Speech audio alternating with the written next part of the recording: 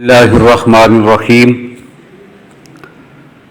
اللہم صلی علی محمد وعلی آل محمد وبارک وسلم وصلی علیہ۔ 4 رکعت والی نماز کی پہلی التحیات میں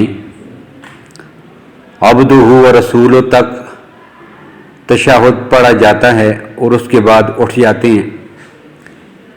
اگر کوئی شخص درود شریف پڑھ لے حالانکہ اس کو اٹھنا تھا اور صرف اللہم صلی علی تک ہی پڑھا تھا کہ اس کو یاد آ گیا کہ مجھے تو کھڑا ہونا تھا، اور پھر وہ اٹھ جائے تو اس پر سجدہ سہو واجب نہیں ہے۔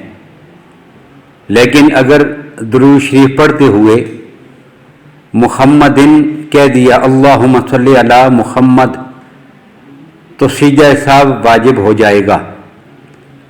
واقعہ یہ ہے کہ ایک دفعہ امام اعظم ابو حنیفہ رحمہ اللہ کو حضرت صلی اللہ علیہ وسلم کی خواب میں زیارت ہوئی۔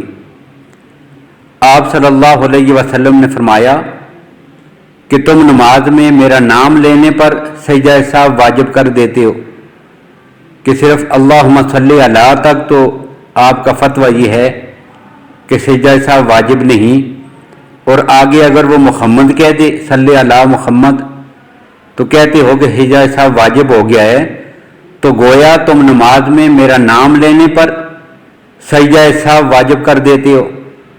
تو امام اعظم رحمہ اللہ نے عرض کیا یا رسول اللہ صلی اللہ علیہ وسلم، آپ کا نام اگر غفلت سے لیا جائے تو سجدہ سہو واجب کرتا ہوں، اس جرم میں کہ حضور صلی اللہ علیہ وسلم کا نام غفلت سے کیوں لیا ہے۔